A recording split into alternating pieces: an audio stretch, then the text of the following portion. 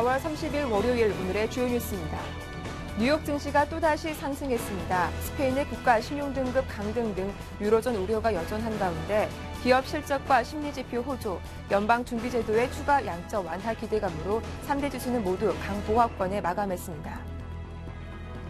유럽 주요국 증시는 스페인의 국가 신용등급 강등 소식으로 급락 출발했지만 주요 기업들의 실적 호조 소식에 상승 마감했습니다. 영국이 0.43% 올랐고 독일과 프랑스는 1% 내외로 오른 채 장을 마쳤습니다.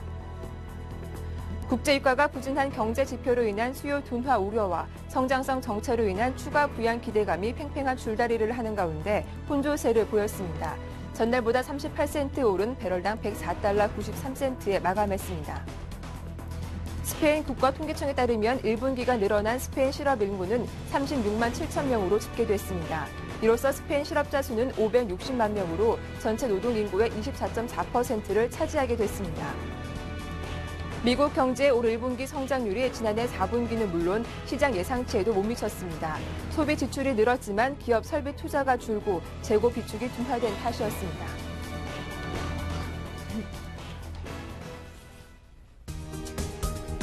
안녕하세요. 굿모닝 대박 예감 박미라입니다. 주말 잘 보내셨습니까? 4월 30일, 어느덧 4월의 마지막 순서죠. 힘차게 출발해 보겠습니다. 지난 금요일 뉴욕 증시는 모두 상승 마감했습니다. 스페인의 국가 신용등급 강등이라는 악재가 장 초반 영향을 미쳤지만 그럼에도 불구하고 기업들의 실적이 투자 심리를 상승으로 이끌면서 3대 지수가 모두 올랐는데요. 유럽 증시 또한 마찬가지 흐름을 보였었죠.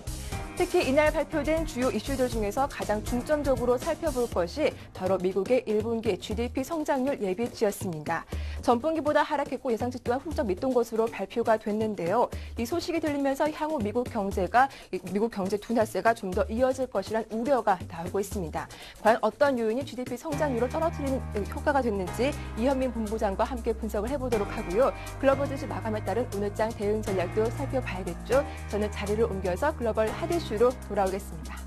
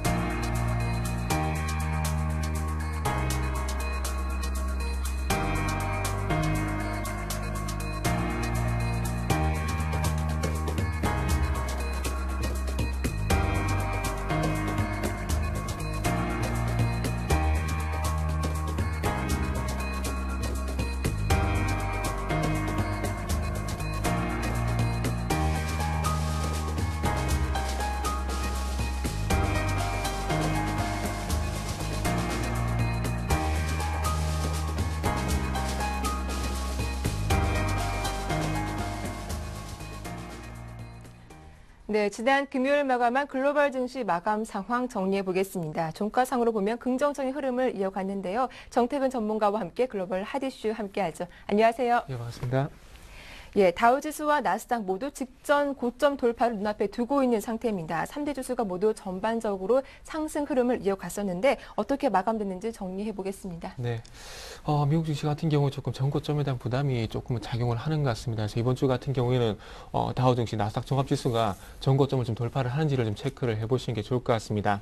자, 지난주 금요일 미국 증시는 소폭 상승 출발을 했습니다. 스페인의 국가 신용등급 강등 그리고 부진한 미국의 1분기 GDP 발표 소식으로 발표가 되게 되면서 이런 악재가 있음에도 불구하고 상승 출발을 했습니다. 그래서 출발하고 난 뒤에 하락 전환하면서 좀 주춤하기도 했었지만은 다시 상승세로 전환되는 모습들이 확인이 되기도 했었습니다. 자, 그리고 아마존, 포드 등의 실적 개선 소식과 그리고 소비지표 개선 소식으로 인해서 장 후반까지 상승세가 유지가 되면서 마감을 했고요. 그러면서 다우 산업지수 같은 경우 0.18%, 나스닥 종합지수는 0.6%, S&P 500 지수는 0.24% 정도 상승 마감을 했습니다. 그래서 전체적으로 주말을 앞두고 조금은 상승 마감하겠지만 쉬어가는 모습이 연출이 되기도 했었습니다. 자, 업종별로도 한번 살펴보게 된다면 소비재 관련주, 산업재 관련주의 어떤 상승세가 좀 눈에 띄는 부분이 확인이 됐었고요.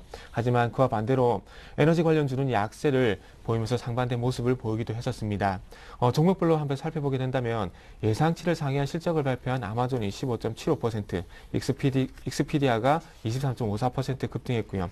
포드 같은 경우는 2.27% 정도 하락을 했고 연간 실적 전망치 하향 소식에 P&G는 3.64%, 올스크립트는 36% 정도 급락을 하게 됐습니다.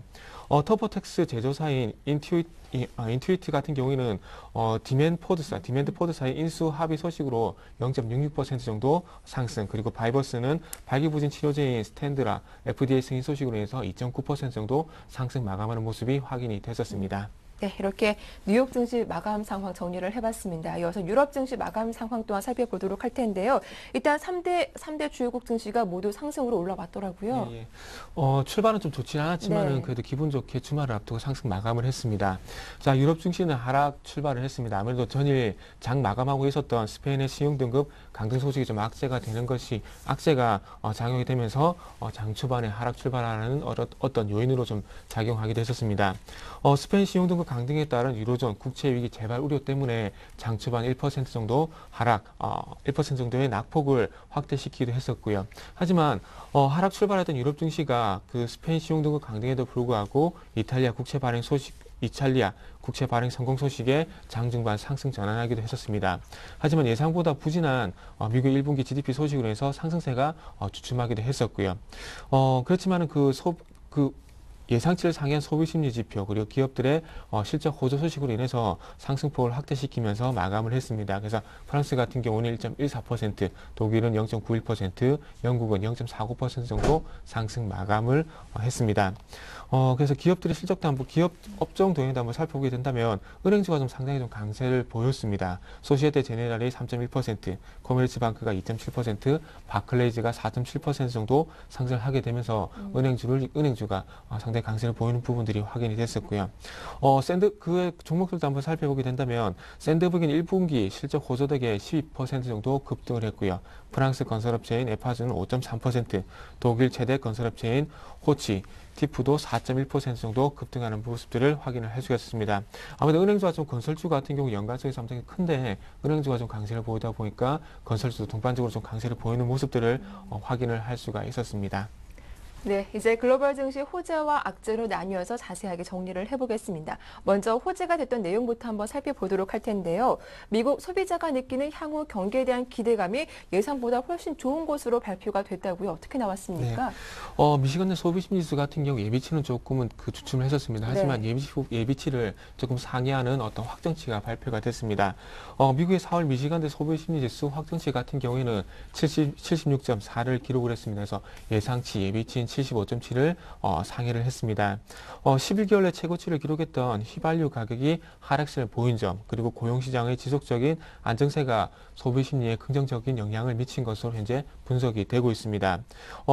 좀 더 세부적으로 한번 살펴보게 된다면 현재 경기 여건에 대한 지수는 82.9를 기록을 했고요. 향후 경기 전망 기대는 72.3을 기록을 하면서 예비치인 72.5에는 조금 소폭 하회를 하는 모습이 확인이 됐었습니다. 아울러 향후 1년 뒤 기대 인플레 같은 경우에는 3.2%를 기록하게 되면서 예비치인 33.4%를 소폭 하회를 했고요. 그리고 5년 후 인플레 기대 심리 같은 경우에는 2.9%로 예비치인 3%를 하회를 했습니다. 네, 소비자 심리도 좋았고 기업들의 실적 또한 호재로 작용을 했습니다. 미국 2위 자동차 업체인 포드가 12분기 연속 흑자 행진을 이어갔고 아마존 역시 예상치를 웃도는 실적을 발표하게 됐는데 좀 세부적으로 정리를 해주시죠. 네, 그 아마존부터 한번 살펴보도록 하겠습니다. 아무래도 네. 아마존의 실적이 상당히 긍정적으로 발표가 된 부분이 기업들의 실적 호재세를 좀 이끈 것이 아닌가 생각을 하고 있습니다. 아마존 같은 경우 1분기 매출 132억 달러를 기록하게 되면서 예상치인 129억 달러를 상회를 했습니다. 일회성 경비를 제외한 주당 순이익도 28센트를 기록을 했고요. 그러면서 예상치인 7센트는 큰 폭으로 상회를 했지만은 전년 동기 44센트에 비해서는 큰 폭으로 또 감소를 하는 어떤 상반된 모습이 확인이 되기도 했었습니다. 저가 태블릿인 킨들파이어를 1분기 중에 470만 대 판매하게 되면서 시장 점유율 16.8%를 기록한 것이 상당히 큰 영향을 미쳤습니다. 그래서 이런 부분이 실적 호재, 예상치를 좀 상회하는 어떤 실적을 발표하는 원동력으로 좀 작용하게 됐었습니다. 포드 같은 경우는 1분기 매출 324억 달러, 그리고 주당순이익 39센트를 기록을 했고요. 예상치인 312억 달러, 그리고 35센트는 상회를 했지만 전년 동기 331억 달러, 그리고 주당 47센트는 하회를 하는 모습이 확인이 되게 됐습니다. 유럽과 중국에서 순이익이 감소한 것이 아무래도 영향을 미친 것으로 현재 분석이 되고 있고요. 세브론 같은 경우에는 1분기 주당 순이익 3.27달러를 기록을 했습니다. 가스 생산량은 감소를 했지만 유가와 정유 마진이 상승한 것이 긍정적인 실적을 발표하는 데 영향을 미치기도 했습니다. 네, 다음은 네덜란드 소식도 들어와 있는 상태인데요. 네덜란드 의회가 재정 적자를 GDP 대비 3% 수준까지 줄이는 내년도 예산안을 극적으로 합의를 했다고요. 네, 예. 일단은 전체적으로 내각이 총사퇴하게 되면서 조금은 불안 심리가 네. 작용할 수 있는 그런 부분이었는데, 어쨌든 긴축 예산이 아니 좀 극적으로 합의가 됐다는 부분은 조금은 그래도 긍정적으로 봐야 될 것 같습니다. 하지만 아직까지 관리 내각에 대한 어떤 조기 총선은 아직 예정이 돼 있기 때문에 조금은 이런 부분도 좀 체크를 해봐야 될 것 같고요. 자, 지난 23일 긴축 예산 합의 불발로 인해서 내각이 총사퇴한 네덜란드에서 여야가 가까스로 긴축 예산 합의안을 마련을 했습니다. 그래서 이에 따라서 유럽연합 제출 마감 시한인 30일까지 내년도 예산안을 제출할 수 있게 됐다고 RTL 방송과 같은 네덜란드 언론이 보도를 했습니다. 합의된 예산안은 부가세 2% 인상, 그리고 연금세 연령 상향 조정, 건강보험료 인상, 고소득자에 대한 추가 소득세인 위기세 부과 등과 같은 정책들이 포함이 되어 있습니다. 그리고 협상 과정에서 특수하던 교육비, 그리고 장애인 지원 삭감은 철회가 됐고요. 후진국 지원 예산은 되살아났습니다. 마르크 리테 총리가 이끄는 중도보수 자민당과 그리고 기민당 연정은 구구파 정당인 자유당과 2013년 예산을 연간 150억 유로 가량 줄이는 방안을 놓고 2개월 가까이 보련 협상이 결렬되자 여왕에게 내각 총사퇴서를 제출했었습니다. 내각이 총사퇴를 하면서 정부는 과도 관리 내각으로 운영이 될 거고요. 그리고 9월 12일 날 조기 총선은 예정대로 실시가 될 것이라고 밝혔습니다. 네, 이어서 악재가 됐던 내용도 한번 정리를 해보겠습니다. 스탠다드 앤 푸어스사가 전날 스페인의 국가 신용등급을 강등한 이후 스페인과 이탈리아의 국채 가격이 추락하고 있는 상태이고요. 또 스페인의 실업률이 25%에 육박하고 있다라는 내용이 나오기도 했습니다. 악재도 한번 정리해볼게요. 네, 지난주 금요일 날 네. 우리나라 장이 시작하기 전에 발표가 되면서 조금 악재가 되는 것이 아닌가 좀 이렇게 걱정도 됐었는데 우리나라 시장뿐만 아니라 조금 유럽 증시에 그렇게 큰 악재로 작용하지는 못했습니다. 아무래도 조금 시장에서 예상했던 부분이 아닌가 좀 이렇게 생각을 한 것 같고요.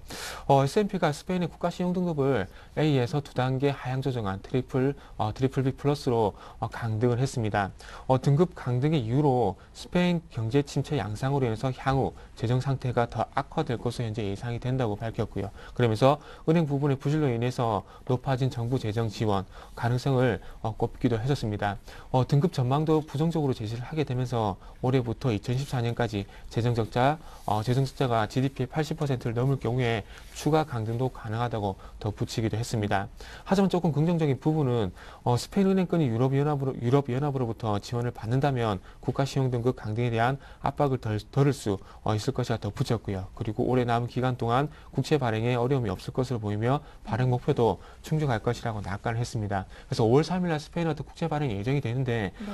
일단 2단계 정도 강등이 됐기 때문에 전체적인 발행 물량은 조금 소화가 되겠지만 아무래도 국채금리가 또 상승할 수밖에 없는 그런 여건이 좀 될 것 같습니다. 그래서 얼마만큼 국채금리가 상승하냐에 따라서 조금 시장이 악재가 되느냐, 악재가 되지 않느냐 이렇게 조금 분석이 되고 있습니다. 예, 이런 가운데 미국이 지난 1분기 GDP 성장률 예비치를 발표하게 됐는데 전분기보다 하회한 것은 물론이고 또 예상치 또한 밑돌았다고요. 네, 실질적인 수치만 보게 된다면 네. 조금 안 좋게 마감을 했지만은 조금 실질적인 내용을 뜯어본다면 그렇게 나쁘진 않다고 좀 봐야 될 것 같습니다. 아무래도 미국 GDP의 70%를 차지하고 있는 소비 지출, 즉 가계 지출이 큰 영향을 미쳤기 때문에 이 부분이 아무래도 2분기, 3분기에 계속 지속이 되게 된다면은 그렇게 부정적으로 볼 필요는 없지 않겠나 이렇게 좀 생각을 하고 있습니다. 미국 상무부 발표에 따르면 1분기 GDP 성장률이 연율로 2.2%를 기록했다고 밝혔습니다. 지난 4분기 3% 그리고 예상치인 2.5%를 하회를 했고요. 소비 지출은 증가를 했지만 기업 설비 투자 감소 그리고 재고 비축 둔화가 영향을 미쳤습니다.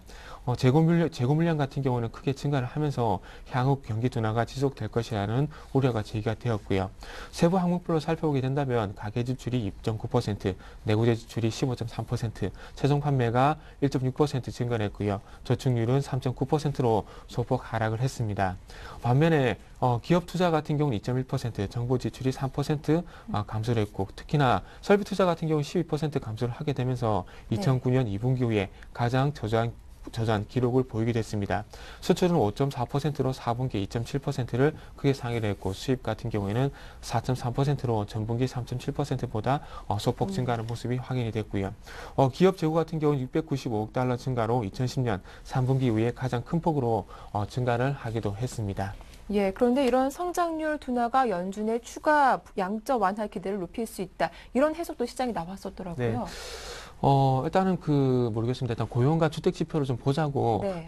FOMC에서 좀 밝혔는데, 일단은 말 그 주택과 고용 지표가 안 좋게 발표가 된다면은, 추가 부양책도 나올 수가 있다는 언급했었는데, 아무래도 GDP 성장률 같은 게 조금 전에 말씀드렸듯이 내용 면에서 그렇게 나쁘지 않았기 때문에, 이런 GDP 내용보다는 이번 주 발표될 정부 발표 고용 지표라든지, 그리고 개인 소비 지표가 발표가 되는데, 이 부분이 3월 달에 의해서 계속해서 안 좋게 발표가 된다면은, 아무래도 조금 어떤 언급에 따라서 나올 가능성도 조금 제기가 될 수 있겠지만은, 지난 3월 달 고용지표가 정부 발표, 비노 부분 고용자 수 같은 경우에는 12만 건이었습니다. 근데, 이번 예상치 같은 경우 15만 건 정도 이상 얘기가 나오고 있습니다. 그래서 지난 3월 달보다 저 악화가 된다면은 조금 가능성도 없지 않아 있겠지만은 3월 달보다 좀 나빠지지 않는 그런 고용지표가 발표가 된다면은 조금 가능성은 떨어지지 않겠는 생각을 하고 있고요. 그리고 지난주 발표된, 신규 주택 판매 건수 같은 경우에도 지난 2월, 3월 달 같은 경우에 35만 건을 기록하고, 그리고 32만 건이 약간 주춤하게 됐었지만은 조금 소폭 개선이 되는 모습이 확인이 되고 있고요. 그리고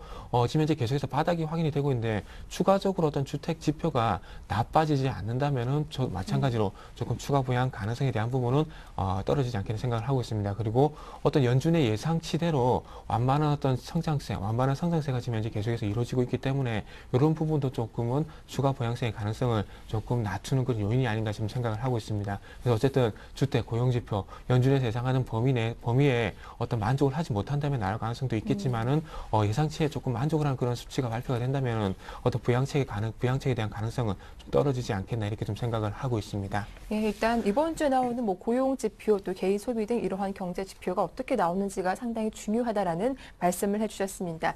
이어서 상품 시장 마감 상황도 살펴보도록 할 텐데요. 국제 유가 일단 혼조세를 보이면서 강보합권에 마감을 했고, 금값이 계속 좀 오르고 있네요. 네. 유가뿐만 아니라 금값도 소폭 상승을 하면서 마감을 했습니다. 그래서 유가부터 좀 살펴보게 된다면, 뉴욕 상한권에서 서부 텍사스산 원유 유골물 같은 경우에는 38센트, 0.36% 상승한 배럴당 104.93달러를 기록을 했습니다. 미국의 1분기 경제 성장률이 안 좋게 발표가 되면서 장 초반 악재로 작용했었지만은, 경제 성장률이 안 좋게 좀 발표가 되면서 추가 부양책에 대한 어떤 기대감이 고조가 되면서 수요 증가가 될 것이라는 그런 기대감이 반영이 되면서 상승 전환시키면서 마감을 했습니다. 금값 같은 경우에는 뉴욕 상품 거래소 금 6월 선물 가격 같은 경우에는 4.30달러, 0.3% 상승한 온스당 1664.80달러를 기록을 했습니다. 예상치를 하회한 미국의 1분기 GDP가 영향을 미치면서 달러가 하락한 영향, 그리고 이제 연준의 추가 부양책에 대한 기대감이 영향을 미치게 되면서 아무래도 달러가 좀 하락하게 된 부분이 통화 가치가 하락하게 되면서 상품 가격에 좀 부각이 된 것이 아닌가 좀 이렇게 생각을 하고 있습니다. 예, 끝으로 이번 주 뉴욕 증시 체크 포인트 점검을 해보도록 할 텐데요. 이번 주 상당히 많은 경제 지표들이 발표를 앞두고 있습니다. 또한 기업들 실적 발표도 예정돼 있는데 어떤 것들이 있는지 정리해 주시죠. 일단은 경제 지표 같은 경우에는 조금 전에 말씀드렸듯이 고용 지표라든지, 그리고 제조업 지표, 그리고 소비 지표를 좀 체크를 하시는 게 좋을 것 같습니다. 자, 4월 35일 같은 경우에는 3월 개인 소득, 개인 소비가 발표가 되고요. 그리고 4월 달 시카고 PMI 지수, 즉 제조업 지수가 발표가 예정이 되어 있습니다. 5월 1일 같은 경우에는 우리나라 시장 휴장인데, 4월 ISM 제조업 지수, 그리고 3월 건설 지출, 4월 자동차 판매, 마찬가지 소비 지표를 가늠할 수 있는 자동차 판매가 발표가 예정이 되어 있습니다. 5월 2일 같은 경우에는 MBA 모기지 신청 지수, 4월 ADP 고용 지표, 3월 공장 주문, 주간 원유 재고가 발표가 예정이 되어 있고요. 5월 3일 같은 경우는 4월 챌린저 고용 지표, 그리고 주간 신규 실업수당 청구 건수, 1분기 생산성, 그리고 4월 ISM 서비스업 지수 발표가 예정이 되어 있고요. 5월 4일 같은 경우는 조금 상당히 중요한 4월 비농업 부문 고용자 발표, 그리고 4월 실업률, 그리고 4월 시간당 임금이 발표가 예정이 되어 있습니다. 실적 발표도 한번 살펴보게 된다면 4월 30일 NISE 뉴로넥스트 기업의 실적 발표가 예정이 되어 있고요. 5월 1일 도미노 피자, 화이자, 모토로라가 예정이 되어 있고요. 5월 2일 같은 경우는 마스터카드, 타임워너 피자, 그리고 5월 3일 같은 경우는 가트너, GM, 크래프트 푸즈가 예정이 되어 있습니다. 마지막 금요일 같은 경우는 에스티로드의 기업 실적이 발표가 예정이 되어 있기도 하고요. 네, 말씀 잘 들었습니다. 지금까지 정태근 전문가와 함께했습니다. 수고 많으셨습니다. 네, 감사합니다.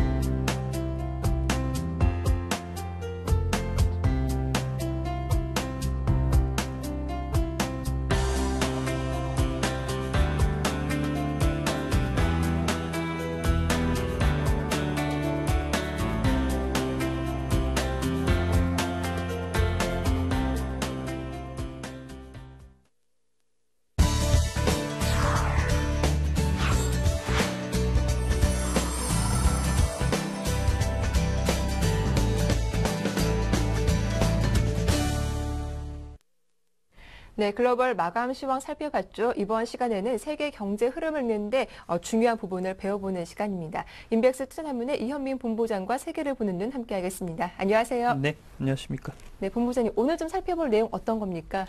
오늘은 미국의 2분기 경제 성장에 대한 전망을 한번 살펴보도록 하겠습니다. 지난 주말에 1분기 경제 성장률 미국의 내용들이 발표가 됐는데요. 예상치보다는 좀 부진했습니다.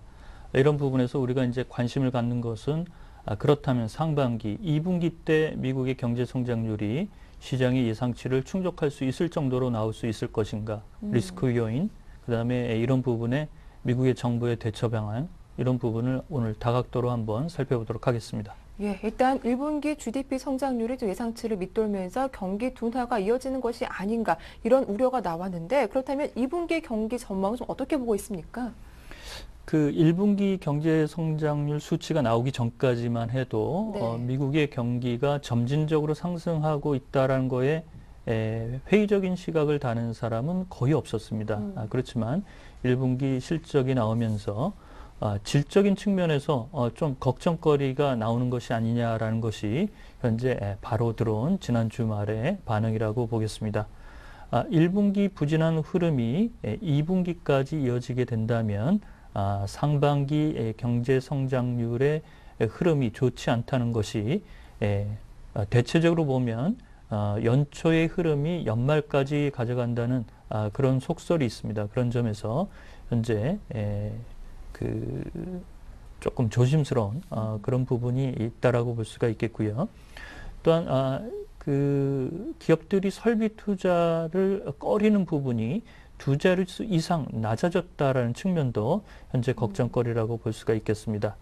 또한 물가 상승률이 현재 1분기 경제 성장률 수치보다 높게 나왔다는 점, 버냉키 의장은 물가는 일시적인 요인이라고 애써 현재 조금 그 영향권에서 벗어날 수 있다라고 얘기하고 있지만 유가가 100달러에 고착되는 것이 아니냐라는 분위기가 감지되고 있다는 점도 현재 고민거리라고 할 수가 있겠습니다. 예, 일단 물가가 오르고 설비 투자가 감소했다라는 것이 1분기 GDP 성장률 전망치를 떨어뜨리는데 영향을 준 것으로 보이는데 그렇다면 월가 반응은 어떤지 궁금한데요.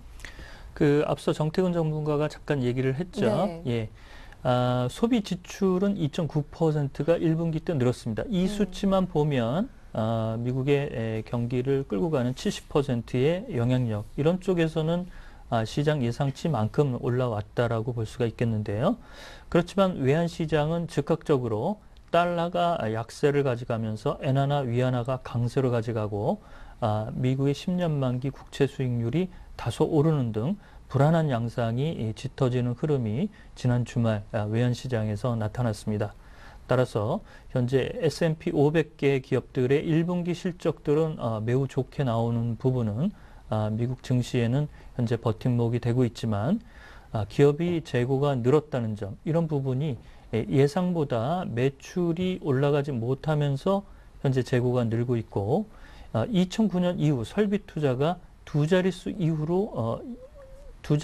이상으로 현재 줄고 있다는 점은 유럽의 재정 위기에 대해서 기업들이 현재 유보적인 입장으로 돌아선다는 점은 불만이라고 하겠습니다. 또한 이런 점에서 현재 월가 쪽에서 이른바 화살을 돌릴 수 있는 부분을 찾았는데요. 특히 연방정부와 지방정부가 현재 재정 문제로 인해서 재정 지출을 감소하고 있는 것이 1분기 성장률을 끌어내린 주범이다라고 이렇게 화살을 돌리고 있는 상태입니다. 예, 그런데 미 연준이 4월 FOMC 이후 미국 경기 전망을 상향 조정하기도 했었는데 이렇게 되면 조금 전망과 반대되는 거 아닙니까? 그렇습니다. 네. 이런 것이 이제 같이 이제 현재 혼재되어 있는 상황이 미국의 경기를 보는 시각이라고 볼 수가 있겠습니다.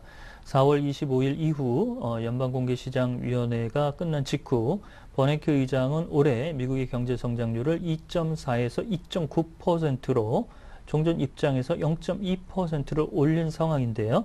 1분기 수치가 나온 이상 이런 낙관적인 시각은 일부는 교정이 필요할 것으로 판단이 되고 있습니다. 특히 5월에는 연방공개시장위원회가 없다는 측면으로 보면 투자자의 갈증이 좀 클 것으로 보이는데요.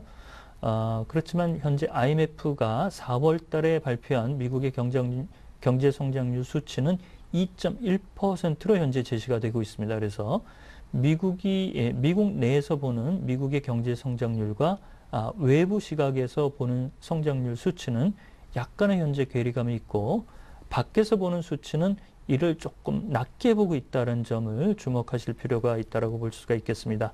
따라서 월가의 반응은 이른바 연준이 부양책을 꺼내들기에는 아직까지는 괜찮고 그렇다고 경기 부진이라고 현재 보기에는 이 부분은 조금 미흡한 이러지도 저러지도 못한 죽음의 계곡에 현재 미 경제가 갇혀 있는 것이 아니냐 이런 데스밸리 이펙트 이런 쪽의 내용들도 올라오고 있는 상태입니다. 네, 그렇다면 미국 경기에 영향을 미치는 변수들, 앞서 정태근 전문가는 개인 소비와 고용 지표들이 상당히 중요하다라고 하셨는데 그 중에서도 주목해 봐야 할 부분은 어떤 점입니까? 아무래도 미국의 그 정부 지출, 네. 그다음에 연방 정부 쪽의 보조금 이런 쪽들이 지속적으로 지금까지는 지출을 감소시켜야 되기 때문에 현재 정부 지출이나 지방 정부 지출을 감소 추세로 가져갈 것인데요. 이런 내용들을 3분기 이전까지 변화의 조짐이 있겠느냐라는 점을 좀 잘 살펴야 될 것으로 보이고요. 또한 이른바 유로존 국가들의 경제 성장률은 간접적으로는 부정적 영향을 미칠 것으로 기업들의 설비 투자에서는 현재 올라오고 있다는 점은 현재 미국의 경기에 부정적인 영향을 미칠 수 있는 잠재 요인이라고 볼 수가 있겠습니다. 또 부동산 시장의 가격 회복세 이런 점이 현재까지는 좀 점진적으로 이루어지고 있고 일부 지표는 호조세와 좋지 않은 이런 부분이 번갈아 가고 나타나고 있지만 전체적으로 보면 절대 수치는 여전히 정상 수준에서 현재 밑부분을 유지하고 있다는 점, 이런 점은 리스크 요인이라고 볼 수가 있겠습니다. 네, 그럼 이 경기 성장세를 유지하기 위한 미국 정부의 대처 방안 궁금한데 좀 전해주시죠. 아무래도 이제 3차 양적 완화 이런 쪽들이 나올 수 있느냐라는 것이 가장 궁금한 사안이라고 볼 수가 있겠는데요. 만약에 2%대의 경제 성장률은 2분기 때도 유지할 것으로 보입니다만 2%가 무너지게 된 경우에는 이 양적 완화 카드의 필요성 이런 부분이 아주 거세게 올라올 것으로 보입니다. 따라서 현재 주택시장의 부양 노력 이런 쪽에는 모기지 리파이낸싱 확대 노력을 오바마 행정부가 계속할 것으로 보이고요. 소비와 기업들의 투자를 이끌 방안 이런 부분이 뚜렷하게 나타나지 않고 있다는 점, 이런 점이 미국 정부의 고민이긴 하지만 현재 초저금리를 유지하면서 오퍼레이션 트위스트 정책의 연장 가능성 이런 쪽에서 활력을 좀 찾으려는 미 정부의 노력이 다각도로 진행될 것으로 판단을 할 수가 있겠습니다. 네, 말씀 잘 들었습니다. 오늘은 미국의 2분기 경기 전망에 대해서 집중적으로 다뤄봤습니다. 지금까지 인백스 투자전문의 이현민 본부장과 함께했습니다. 수고 많으셨습니다.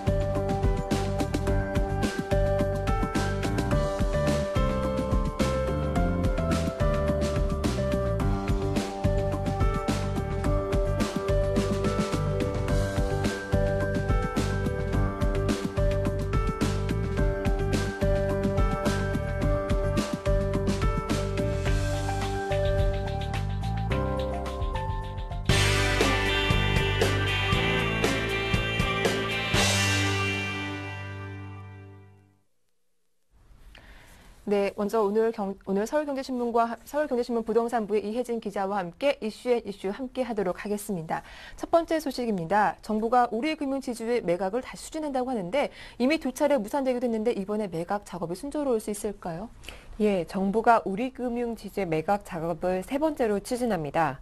공적관리자금위원회는 오늘 우리금융지주 매각 공고를 내고 7월 27일까지 예비 입찰 제안서를 접수하겠다고 밝혔습니다. 정부는 지난 2001년에 부실은행이었던 우리금융에 12조 7천억 원의 공적 자금을 투입해서 정부 소유의 은행으로 만들었는데요. 그 이후에 은행도 정상화되고 한 상황에서 공적 자금을 회수해야겠다는 취지에서 그동안 매각을 추진해 왔습니다.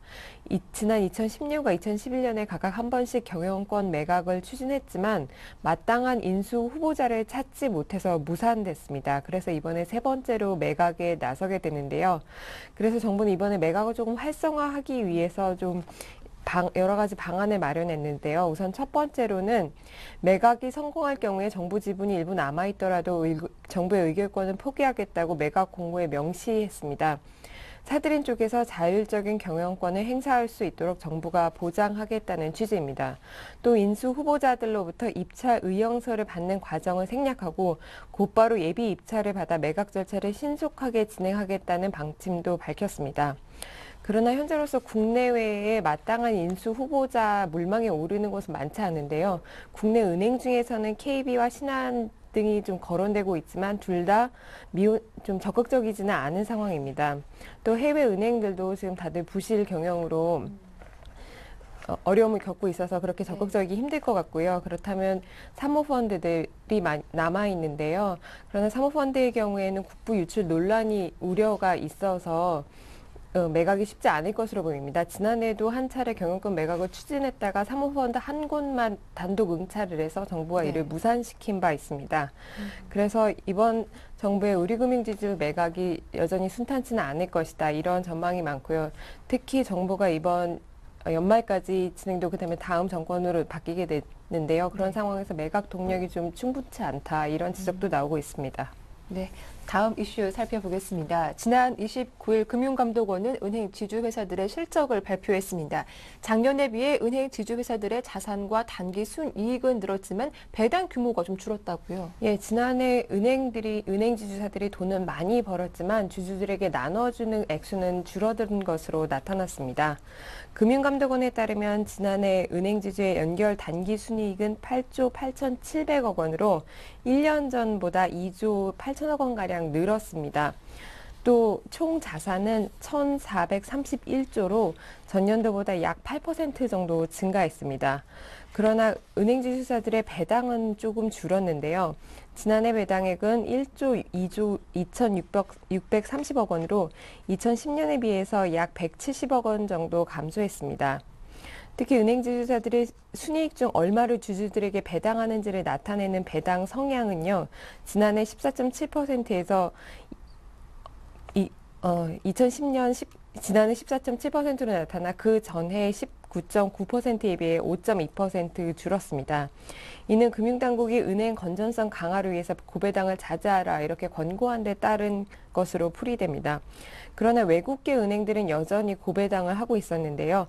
배당 성향이 가장 높은 곳으로 나타난 곳은 스탠다드 차타드 은행 지주로 총 35%에 달했고요. 시티 지주도 34%나 배당 성향이 높게 나타났습니다. 네, 다음 소식입니다. 고가의 아웃도어 브랜드인 노스페이스가 학생들 사이에서 인기는 높지만 고가의 브랜드로 또 학부모들의 등골을 휘게 한다고 해서 등골 브레이커다 이런 말로 악명이 높았는데요. 그렇게 가격이 비싼 이유가 있었다면서요? 예, 아웃도어 시장의 약 30%를 차지하면서 부동의 1위 자리를 고수하고 있는 노스페이스가 고가의 판매 가격을 유지하기 위해 판매 대리점과 불공정 거래 행위를 한 사실이 적발돼서 공정위로부터 매우 큰 규모의 과징금을 부과받았습니다. 공정거래위원회는 노스페이스의 국내 판매사인 골드윈 코리어가 지난 14년간 대리점의 제품 가격을 미리 정해주고 그 이하로는 팔지 못하도록 통제한 사실을 포착해 과징금 52억 원을 부과했다고 밝혔습니다. 판매 대리점은 각각이 개별 사업자인데요. 골드윈 코리아로부터 노스페이스 제품을 사들여서 이제 판매하는 이런 구조로 돼 있습니다. 그런데 이렇게 제조업체가 대리점에 물건을 판매한 이후에도 대리점이 일반 소비자들에게 얼마에 판매하는지까지 간섭하는 행위는 불법인데요. 이런 행위를 재판매 가격 유지 행위라고 합니다. 이는 소매점 간의 가격 경쟁을 막고 제품 가격을 올리는 효과가 있어서 공정위에서 엄격하게 제재하고 있습니다. 이번에 재판매 가격 행위로 제재를 받은 금액은 52억 원인데요. 이는 역대 부과된 과징금 중에 최고 액수라고 합니다. 그만큼 불공정 행위 정도가 심하고 기간이 장기간이었던 점이 반영된 것으로 보입니다. 네, 다음 이슈입니다. 아파트 연립 다세대와 같은 공동주택의 공시 가격이 공개됐습니다. 4.3% 상승했다고 하는데요. 요즘 체감하는 부동산 경기와는 조금 다른 것 같습니다. 예, 그렇습니다. 공동주택 가격이 수도권의 경우에는 많이 침체가 돼 있고 반면에 지방의 경우에는 부동산 경기가 여전히 살아 있어갖고 전국 평균을 내면은 약 4.3% 올랐다 이런 결과가 나왔습니다. 그런데 이제 지역들별로 이렇게 쪼개서 보면은 차이가 컸는데요. 서울의 경우에는 0.3%, 인천의 경우에는 2.1% 공시가격이 줄었고요. 그러나 경남과 전북, 울산과 같은 경우에는 공시가격이 약 20%가량 대폭 올랐습니다. 지방의 경우에는 KTX 개통이나 평창 올림픽과 같은 지역별 개발 호재가 살아있는 데다가 최근 몇 년간 신규 주택 공급 물량이 부족해서 그 결과로 공동주택이 많이 올랐기 때문으로 풀이됩니다. 네, 이슈앤 이슈 지금까지 서울경제신문의 부동산부 이혜진 기자와 함께했습니다. 수고 많으셨습니다.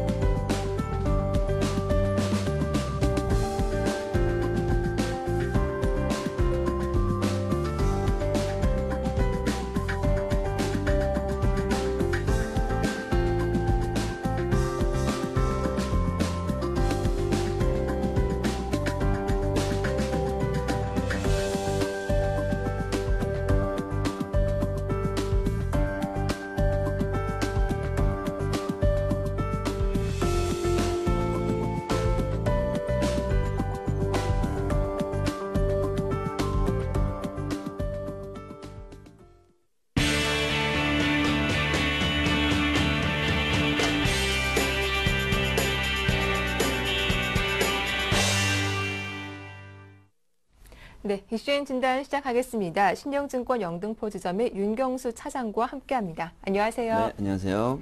예, 먼저 지난 금요일장 국내 증시 마감 상황 다시 한번 정리해 볼 텐데요. 일단 코스피 지수가 이틀 연속 올라왔더라고요. 네, 다행히 이틀 연속 네. 올라오면서 1970을 회복을 했습니다. 네. 좀 상황을 좀 살펴보도록 하겠습니다. 외국인이 아무래도 좀 매수세가 들어오면서 기관과 같이 매수세를 들어오면서 코스피 지수를 상승을 보여줬다 이렇게 볼 수가 있겠는데요. 코스피가 전일 대비해서 11.31포인트 오른 1975.35로 거래를 마감하면서 1970선을 회복을 했습니다.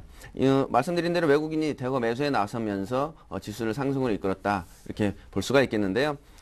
지난밤 그 전날 밤이죠. 미국 증시 26일 날 미국 증시는 이틀째 반등 랠리를 펼치고 있으면서 비교적 좀 좋은 흐름을 보여주고 있었다. 이와 관련해서 국내 증시도 좀 좋은 흐름을 보여주지 않았나 이렇게 볼 수가 있겠는데요.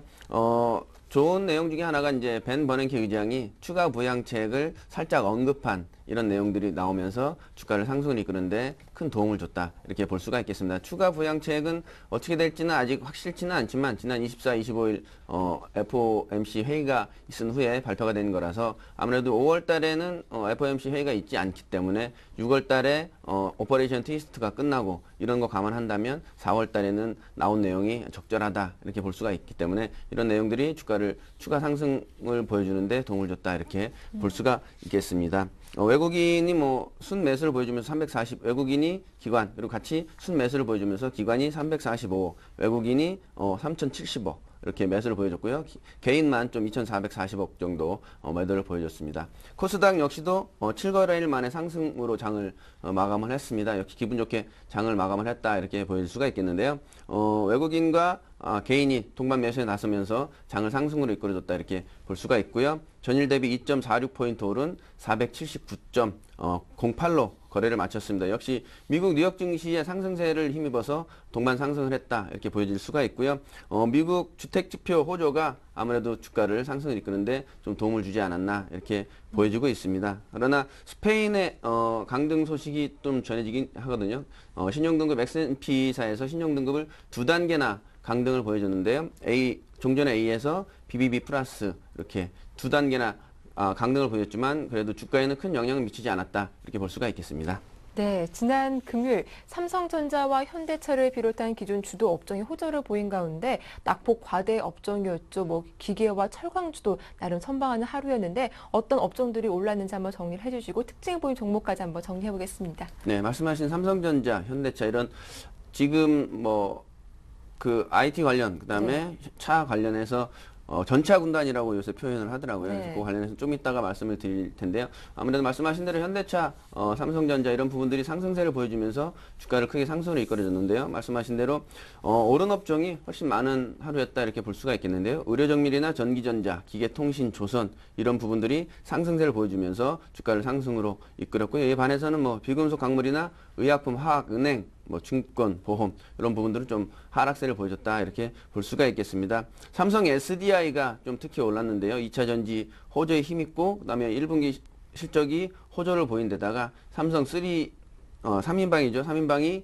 합병 소식이 전해지면서 7% 넘게 상승을 보여줬고요. 두산인프라코어도 역시 실적 기대감 개선에 6%. 두산인프라코어는 밥캡 인수하면서 좀 재정적인 어려움을 보여줬었는데 최근에 밥캡이 실적을 계속 보여주면서 수익을 내고 있기 때문에 이런 부분 관련해서 두산인프라코어가 상승했다 이렇게 볼 수가 있겠습니다. 예, 이제 오늘 한번 전략을 세워보도록 할 텐데요. 오늘 4월의 마지막 거래일이기도 한데 내일 5월 1일 또 휴장을 앞두고 징검다리 연휴 가운데 끼어있는 하루라고 볼 수가 있겠습니다. 과연 국내 증시가 이 글로벌 증시 훈풍 이어받아서 추가 상승 좀 가능할 수 있을까요? 네, 아무래도 추가 상승 쪽보다는 지금 말씀하신 대로 내일 휴장이기 때문에 관망세가 좀 이어질 가능성이 좀 있다고 볼 수가 있겠습니다. 지금 최근에 증권사들 레포트를 보면 증권사들이 내놓은 지수가 1940에서 2050 박스권 대부분 이렇게 내용을 내놓고 있기 때문에 아무래도 박스권 장세는 지속되지 않을까 이렇게 예상이 되고 있습니다. 하지만 이 중에 1800도 보고 있는 증권사도 있긴 한데 1800보다는 1900선에서 2050선 이렇게 박스권 장세를 이어지지 않을까 이렇게 보고 있고요. 그리고 말씀드린 대로 IT, 그다음에 현대차, 기아차 이런 자동차주, 그다음에 IT주 이런 부분들이 계속적으로 상승세를 보여주고 있는데 이런 부분들은 아무래도 지속적으로 상승세를 지금 과열인가 아닌가 이런 얘기도 나오고 있는데 지금 주가 그리고 실적 발표를 관련해서 보면 과열보다는 오히려 이런 모멘텀이 맞는 얘기다 이런 얘기가 나오고 있기 때문에 추가 상승 얘기는 충분히 나올 수 있다고 볼 수 있고요.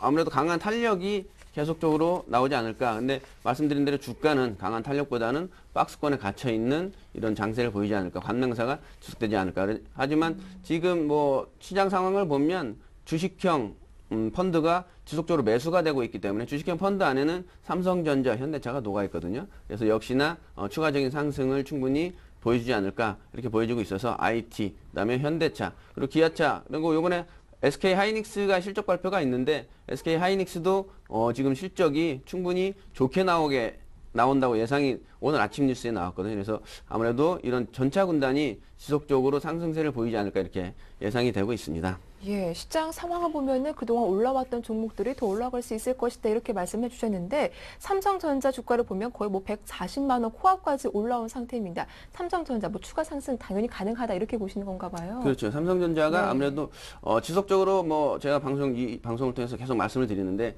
장사를 정말로 잘하는 네. 기업이기 때문에 그리고 네. 삼성전자가 좀 움직임을 보여주면 아무래도 그 관련된 업종들이 상승을 많이 보여주고 있더라고요. 지난번에는 전자결제 이런 부분들을 하면서 사이버 결제들 주가가 올라오고 있고 이런 부분들을 보여주면 삼성전자가 아무래도 어떻게 움직이느냐에 따라서 지금 주가가 상승이냐 하락이냐를 좀 주도하고 있는 게 삼성전자가 아닌가 이렇게 얘기를 하고 있습니다. 그래서 지금은 주가가 2000포인트, 1970포인트죠. 이 정도 와 있지만 실질적인 체감 주가 포인트는 1700, 1800 이렇게 얘기들을 하고 있거든요. 왜냐하면 현대차하고 삼성전자만 지속적으로 올라왔기 때문에 이 대형주가 올라가면 오히려 중소형주가 하락을 하는 이런 부분이 있기 때문에 그렇게 얘기가 나오고 있습니다.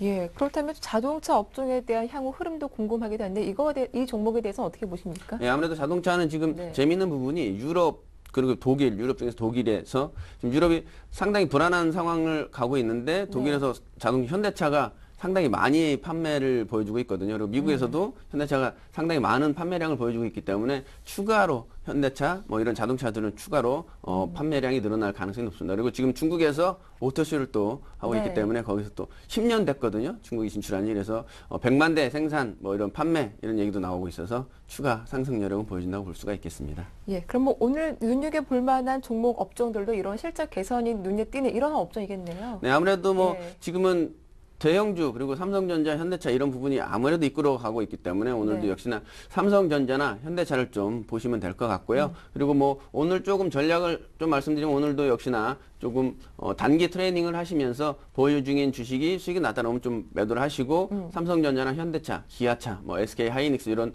쪽으로 좀 매수를 이렇게 하시는 게 괜찮지 않은 전략일까 이렇게 생각이 되고 있습니다. 예, 말씀 잘 들었습니다. 지금까지 신영증권 영등포 지점의 윤경수 차장과 함께했습니다. 도움 말씀 고맙습니다. 네, 감사합니다. 네, 굿모닝 대박 예감 1부 순서는 여기서 마치겠습니다. 저희는 잠시 후 2부로 다시 인사드리겠습니다. 고맙습니다.